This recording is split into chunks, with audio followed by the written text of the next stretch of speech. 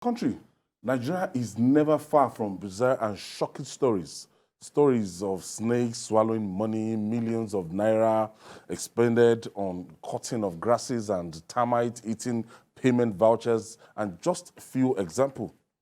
Another grass cutting scandal has broken out. The House of Representatives Committee on Public Accounts disclosed that it has begun investigating the Ministry of Agriculture over the award of contracts of about 18.9 billion naira to firms during COVID-19 lockdown.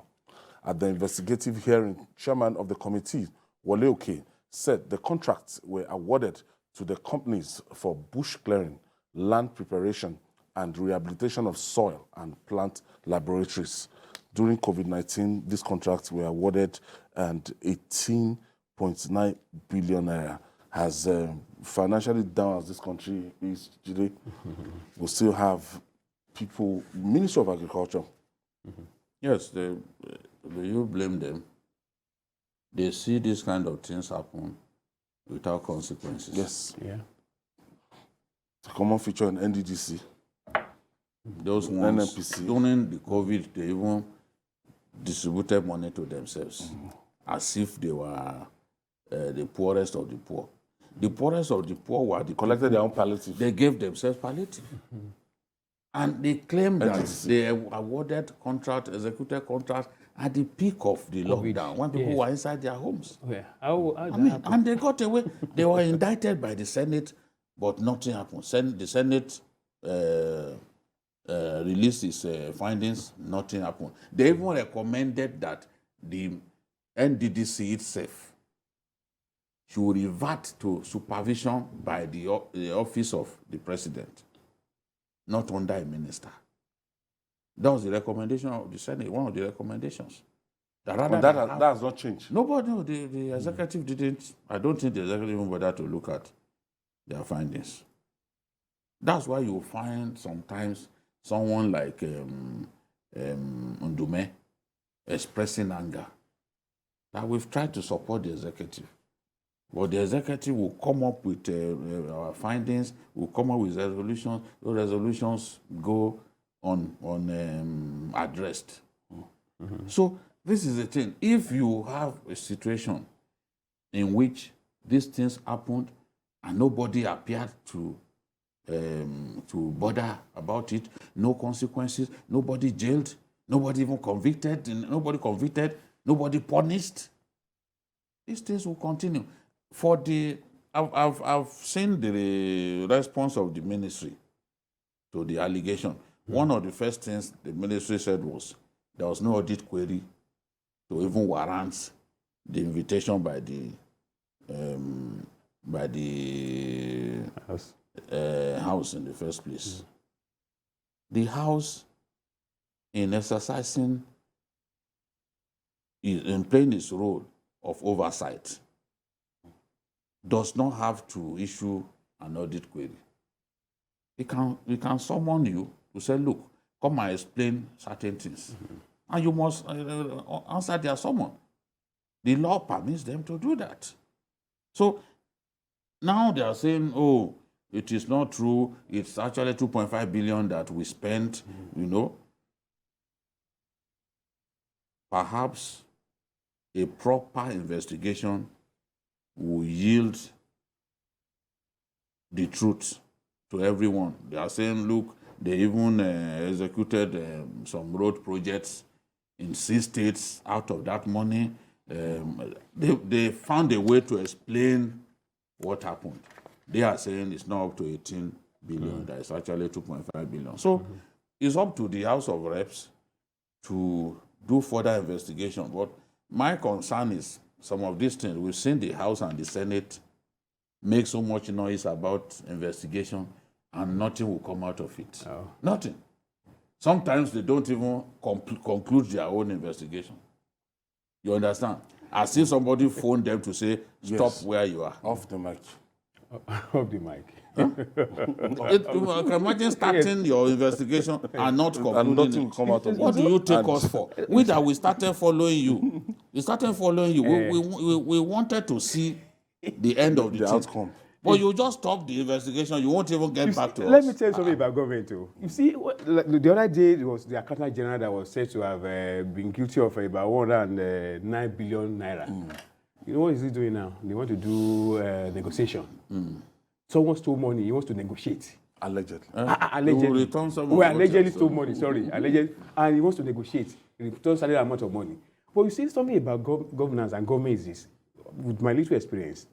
When you are saying someone took this amount of money, it is not. You see, it goes around. He's not the only one. He's not the only one, but he's only the scapegoat. He's the only one. He's the front person that they brought out.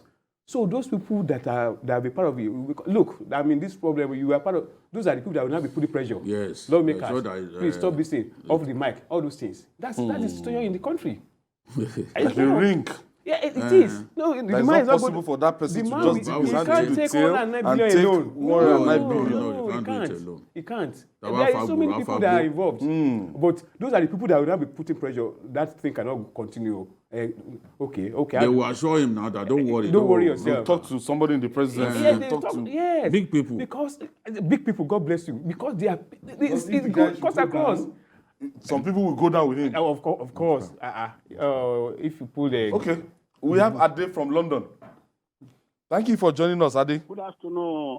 Good afternoon, how are you? Good afternoon, Ade. Good afternoon. My brother, the editor, and greet good you, afternoon to Kabiyesi, Okay. Prince Babajide. Thank you, sir. My contribution to this matter Okay. is this.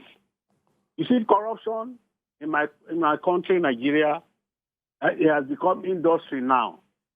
You see, I know that's not listening to you. God is listening to you. God is watching you. Because this corruption is destroying Nigeria in all ways. Babajide has said something very important, which is the truth he said. Because I'm aware of that.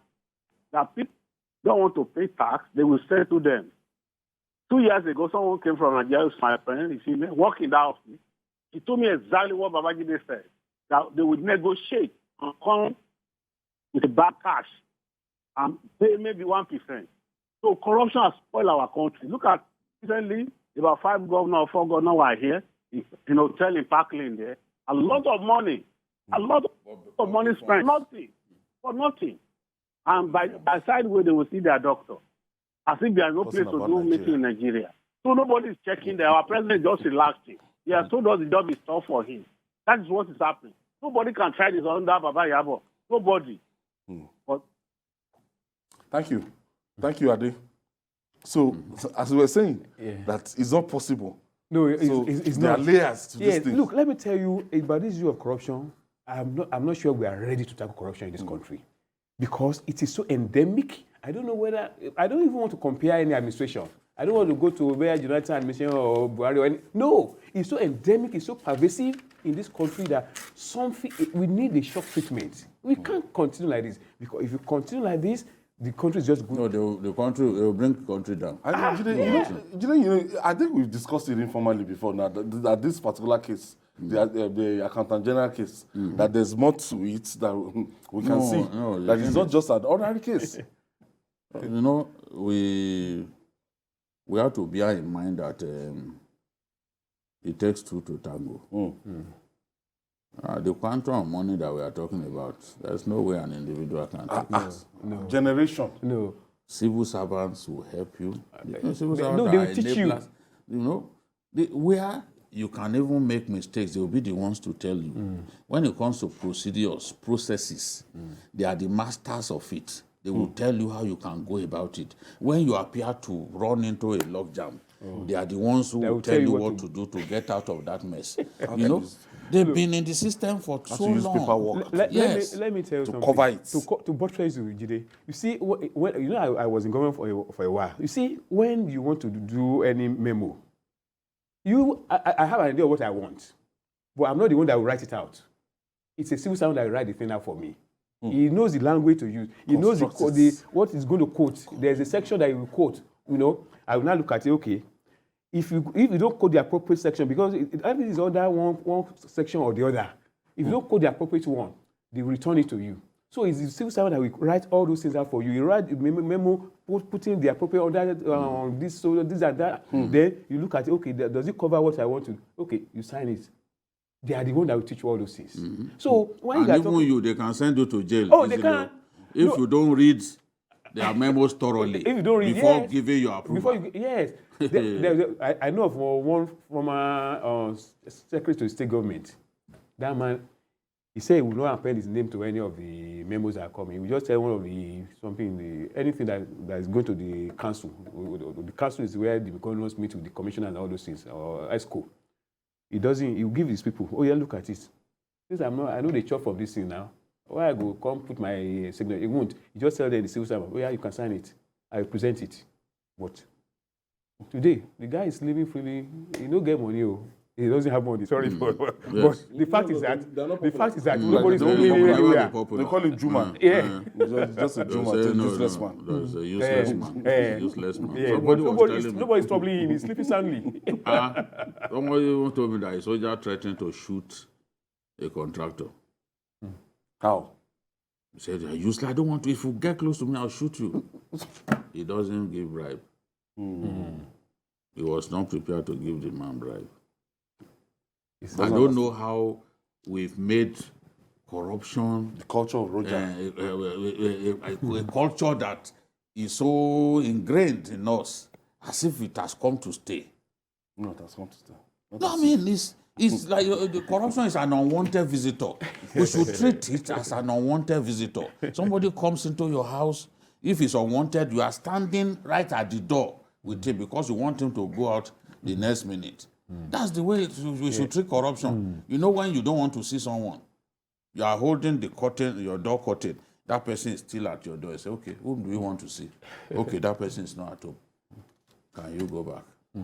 You know? But if you want the person to come in, you will say, oh, come in. You even give him a seat. Corruption is not what we should give a seat. We should stand at the door. We have built house Face for corruption. it. There's a house for corruption in Nigeria now. Oh, not even seats. Not seats. House.